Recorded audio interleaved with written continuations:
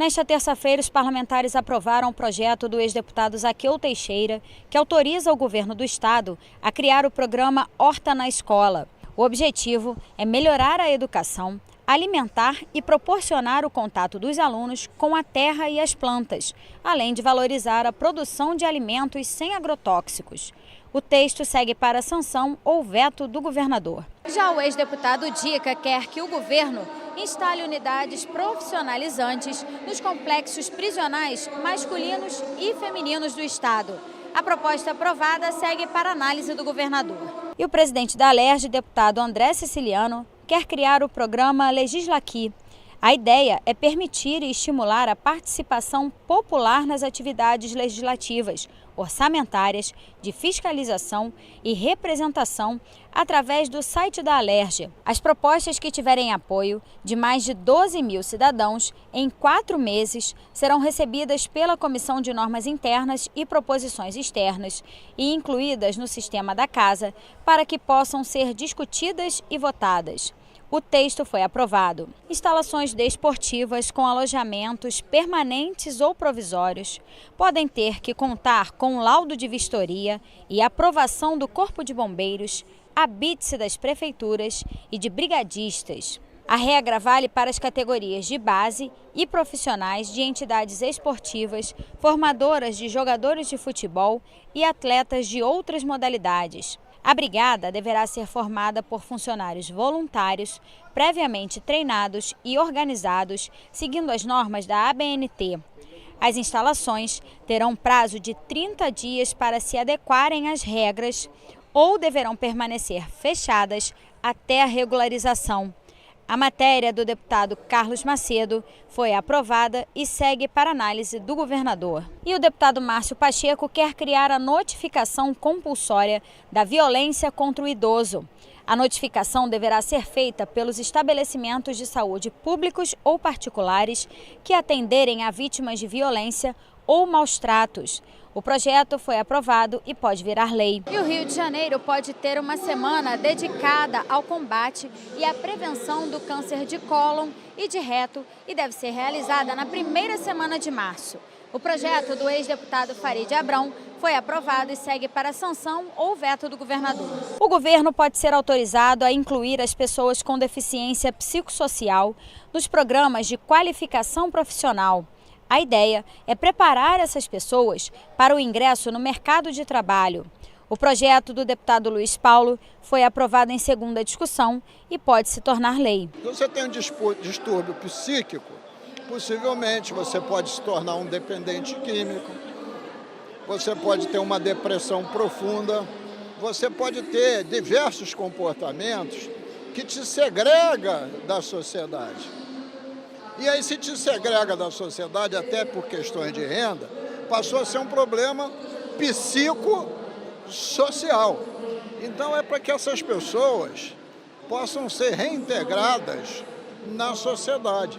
E com isso, você seguramente diminui não só a população de ruas, mas também o número daquelas pessoas que muitas vezes perambulam, às vezes até tendo família, a ermo pela cidade, mesmo tendo ponto de referência para ficar, porque estão totalmente desestruturadas. O Estado pode ter um cadastro de informações sobre violência contra crianças e adolescentes.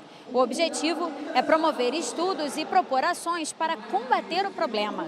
A matéria do ex-deputado Átila Nunes recebeu 3 emendas e retornou às comissões. Os parlamentares também discutiram o projeto de resolução que altera o regimento da Alerj nos artigos que tratam da posse dos eleitos e a convocação dos suplentes.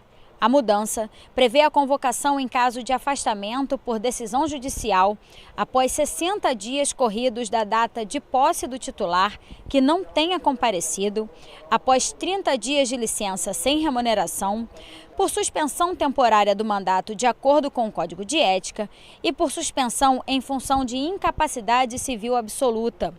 Entre outras medidas, está prevista a suspensão do pagamento dos salários dos deputados afastados pela Justiça. Eles também não poderão fazer nomeações de funcionários para os gabinetes.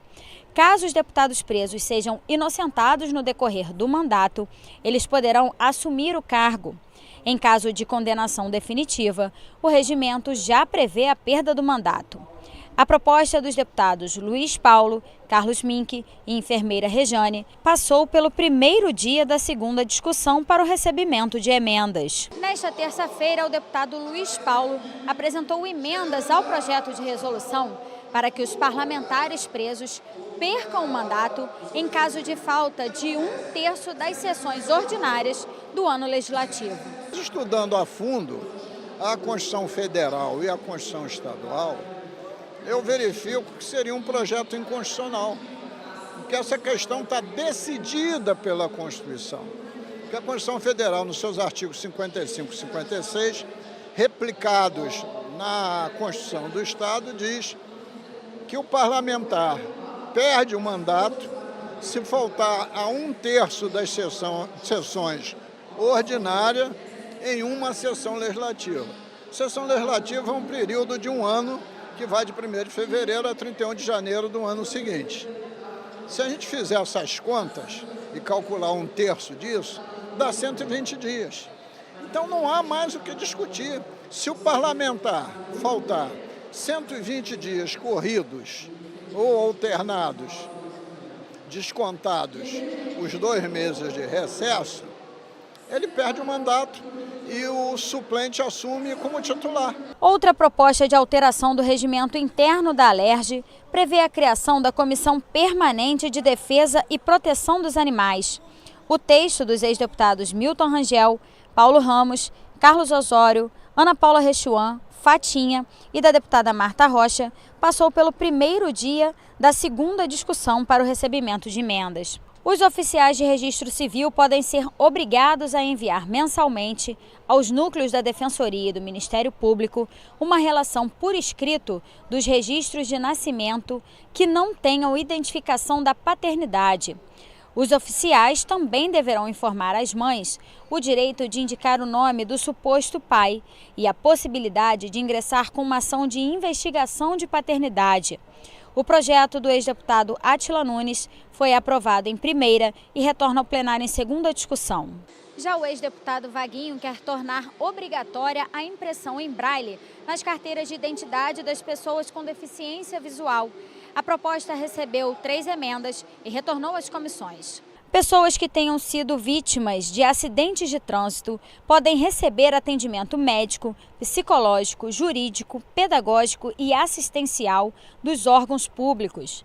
O Estado também terá que fazer convênios com o IML, o Detran e o consórcio líder de seguradoras do DPVAT para aprimorar o atendimento às vítimas de acidentes. O projeto recebeu 10 emendas e retornou às comissões. Empresas concessionárias e permissionárias do transporte coletivo urbano podem ser obrigadas a instalar banheiros químicos nos pontos terminais das linhas para atender a despachantes, motoristas e cobradores. A proposta do ex-deputado Paulo Ramos foi aprovada. Estabelecimentos públicos e particulares do Estado que tiverem estacionamentos pagos ou gratuitos para 10 ou mais veículos poderão instalar bicicletários para uso de quem precisa acessar os serviços ou o espaço. A matéria da ex-deputada Ana Paula Rechuan foi aprovada em primeira discussão. Unidades públicas e privadas de saúde serão obrigadas a encaminhar à delegacia policial da região os projéteis e outros objetos perfurantes extraídos de vítimas de ato violento para servirem de base nos procedimentos investigatórios. O texto da deputada Marta Rocha foi aprovado e precisa voltar ao plenário para mais uma votação. Porque a história do projétil vai se refletir na motivação e na trajetória do crime praticado. Então, com isso, nós queremos que o hospital, a unidade de saúde, e com certeza esse projeto será regulamentado, encaminhe esse projétil para a delegacia e, junto com esse projétil, que encaminhe também os dados da vítima, de onde foi retirado aquele projétil e o seu boletim de atendimento médico. Porque em delegacia, muitas vezes, a gente percebe que aquela vítima que chegou ao hospital com ferimento de arma de fogo, dizendo que foi uma bala perdida, muitas vezes ela foi autora de, por exemplo, uma tentativa de roubo de veículo. Então, saber desde cedo os dados dessa vítima, com certeza, vai também ajudar na elucidação dos crimes.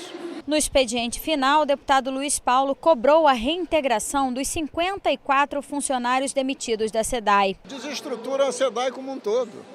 Parece uma decisão deliberada, porque desestruturando a SEDAI, o serviço público perderá a qualidade. A SEDAI arrecadará menos, terá um lucro líquido menor, distribuirá menos dividendos.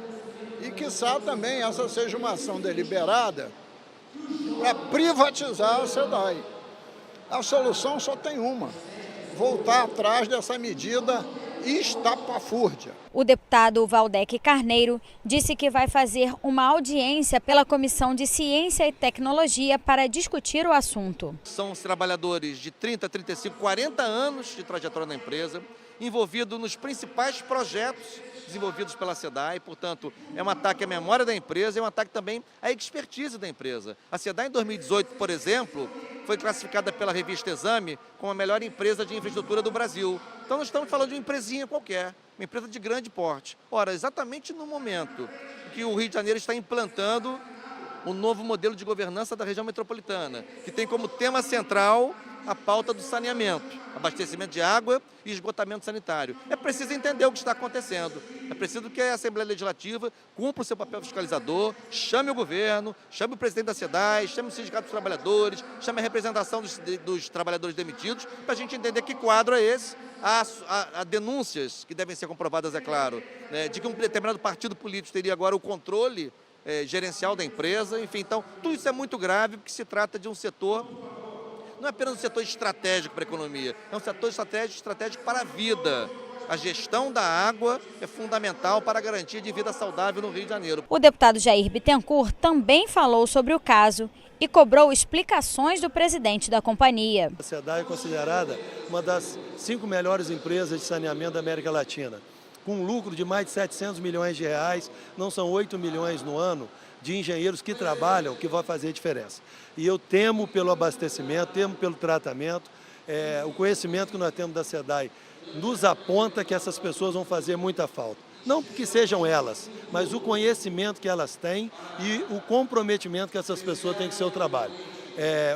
Como eu disse aqui no meu discurso, há indícios de que haja uma disputa interna no governo e que parte dessas demissões possa ter a ver com isso. Espero que não, mas esperamos um esclarecimento do presidente rapidamente. O deputado Alexandre Knoploch elogiou o rompimento do contrato com a concessionária que administrava o Maracanã. O consórcio Maracanã era negligente com as suas obrigações com relação ao Estado e com relação também ao estádio, porque você via ali diversos buracos, né, contratuais que o consórcio não cumpria e com isso lesando o patrimônio público, o erário público e o torcedor do Estado do Rio de Janeiro. O deputado Chico Machado comentou a decisão do prefeito de Macaé de encampar os serviços prestados pela SEDAI no município.